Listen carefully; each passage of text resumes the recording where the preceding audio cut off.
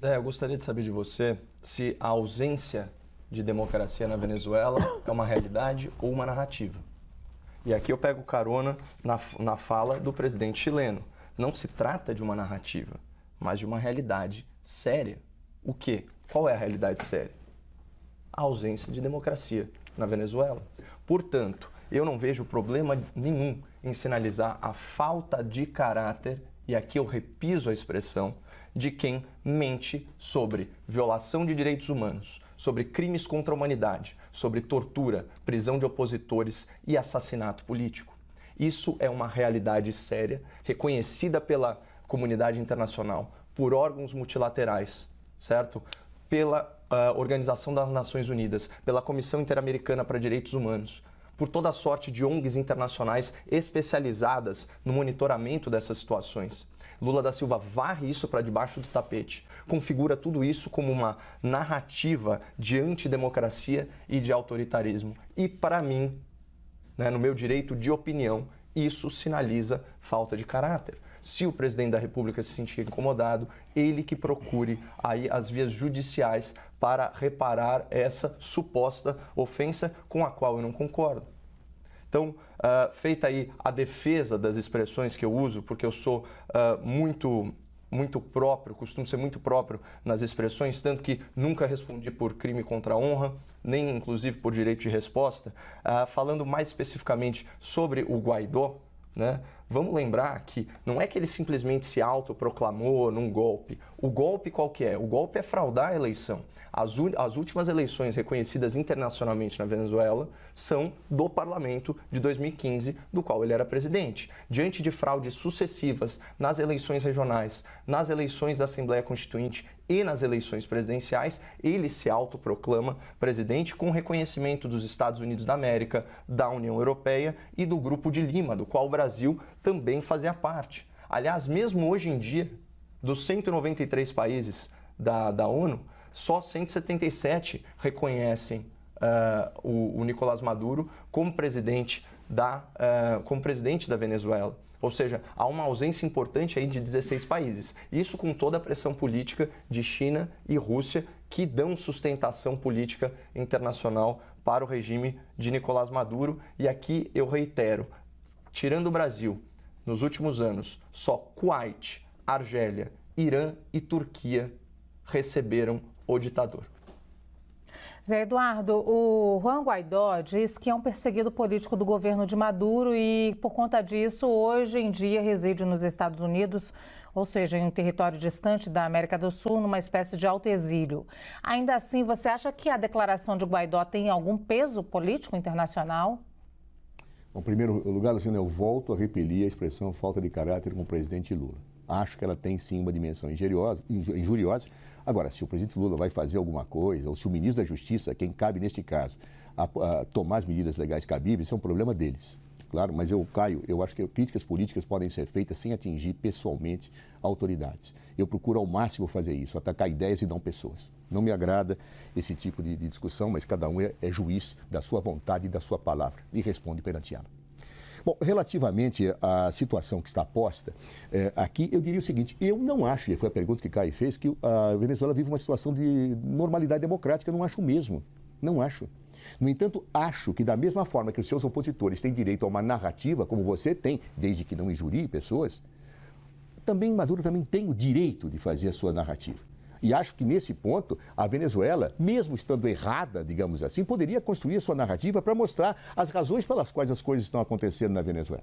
Isso é legítimo, que uma pessoa possa se expor perante o mundo e dizer, olha, isso está acontecendo por isto, aquilo, outro. Não se pode fazer um cerco de silêncio a quem não se gosta. Vamos ouvir a narrativa dele, nem que seja para julgá-lo errado. Falo aqui do senhor Maduro. Ou seja, a democracia exige que as pessoas construam narrativas. E a Venezuela tem todo o direito, através do seu governo, de construir uma narrativa, mesmo que seja para o Zé Eduardo, para o Caio Coppola, respeitosamente dizerem, está errado. Claro, mas isto me parece correto. Tem direito a Venezuela a construir a sua narrativa.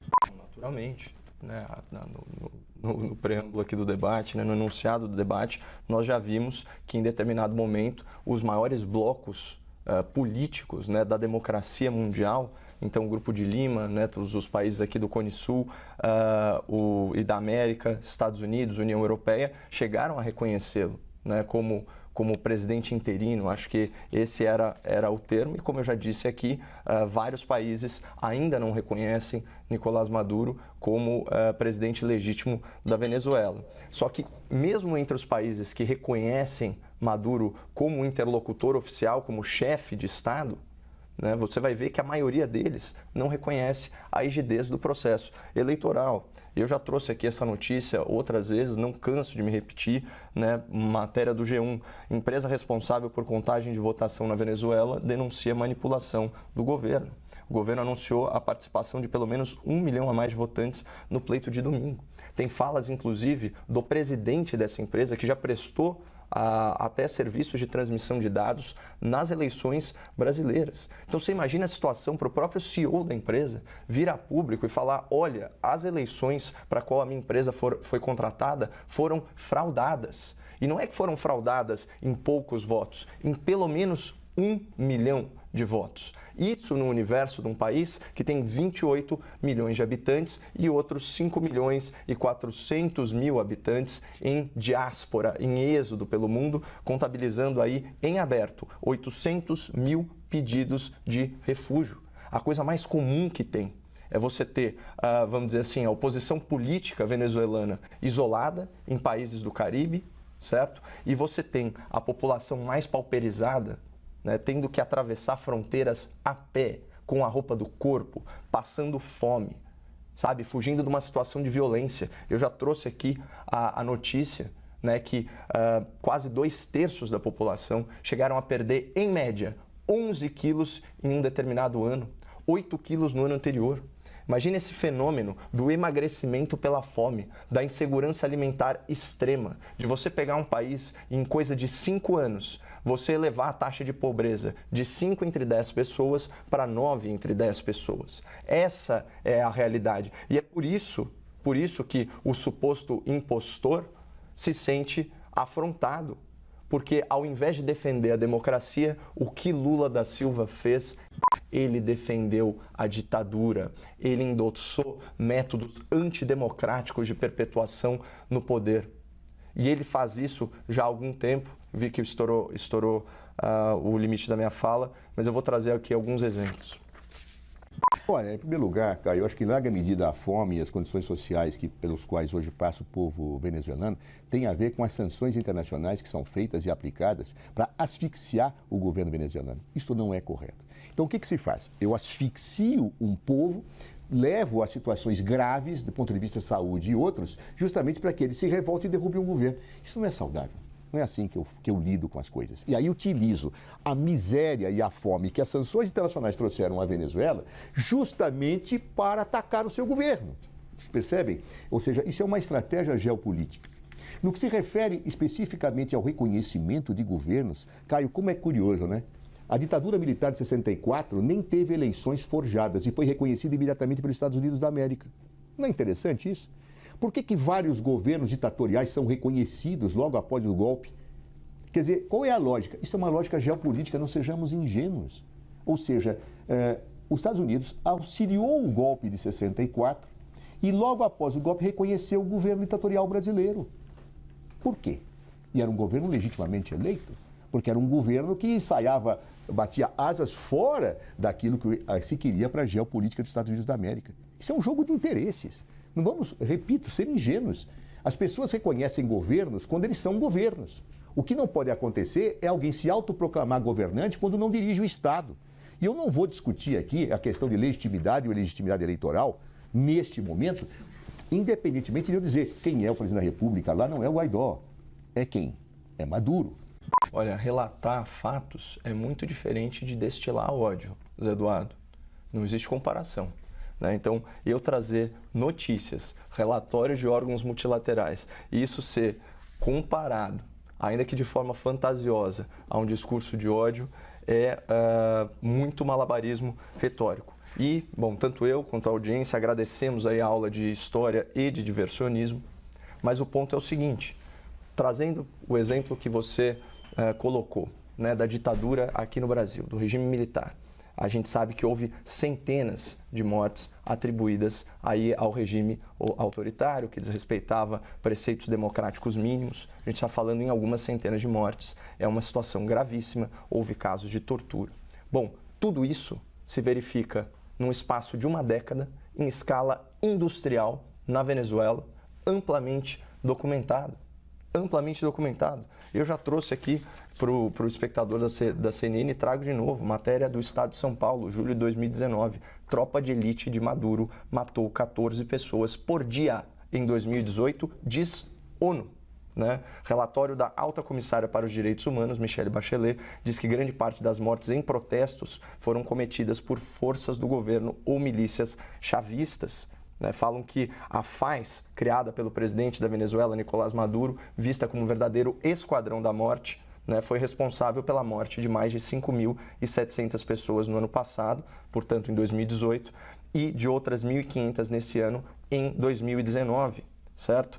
Aí, em média, segundo a ONU, bom, já li isso aqui, as mortes foram documentadas pela justiça chavista, olha só que similaridade com outro modus operandi, né, de sistemas de repressão, como resistência à ação policial. Em 2019 até maio foram 1.500 mortes. Em muitos casos, drogas são plantadas nas vítimas para forjar uma denúncia de narcotráfico. É muito sério. Das 66 mortes registradas nos protestos contra o governo Nicolás Maduro, 52 foram cometidas por forças do governo e milícias leais ao chavismo. 793 pessoas presas por se opor ao regime, 22 delas parlamentares. Então, assim, interessante trazer outros exemplos, né, de regimes autoritários, mas o que está em tela agora, o que está a nosso alcance, onde a gente pode fazer uma diferença como influenciador, Zé, é justamente condenando o quê? Condenando o endosso a ditaduras do século XXI, certo? Ao extermínio em massa de pessoas, simplesmente por questões de consciência, por fazer oposição política. Isso está acontecendo no nosso país vizinho. Aí o nosso presidente da República, certo? Se associando aí a um grupo seletíssimo de apenas 4 outros países, nenhum deles com tradição democrática, traz esse ditador, coloca ele sob os maiores holofotes, afaga ele, sorri, tece elogios, fala que as verdades, né, relatadas por organismos multilaterais e pela imprensa não passam de narrativas, insta esse ditador a, inclusive, continuar mentindo e contar a sua versão fantasiosa dos fatos, e a gente não condena ele publicamente. Ora, se você condena a situação da democracia, entre aspas, na Venezuela, por que não, ato contínuo, condenar a postura de Lula da Silva a esse respeito?